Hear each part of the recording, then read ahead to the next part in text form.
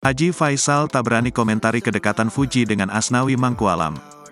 Kabar kedekatan Fuji dengan Asnawi Mangkualam kini masih jadi perbincangan hangat.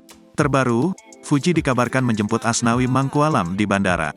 Ayah Fuji, Haji Faisal ramai ditanyai perihal kabar tersebut oleh rekan media. Sayangnya, Haji Faisal tak ingin berkomentar perihal tersebut lantaran tak tahu. "Saya nggak berani dan saya nggak tahu itu. Saya benar-benar nggak tahu dan saya nggak bisa komentar," ujar ayah Fuji, dilansir Senin, tanggal 4 Desember tahun 2023. Dikatakan pengusaha tekstil ini, ia tak mengetahui apapun tentang kabar kedekatan putri bungsunya dengan kapten timnas Indonesia itu. Pasalnya, Fuji sendiri tak pernah bercerita soal hubungannya dengan Asnawi Mangkualam. "Sampai sekarang Oma pun nggak pernah bercerita dan wallahualam. Saya nggak tahu," ujar Faisal.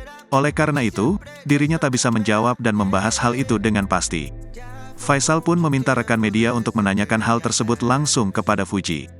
"Tanyakan saja ke sana, jangan ke papanya,"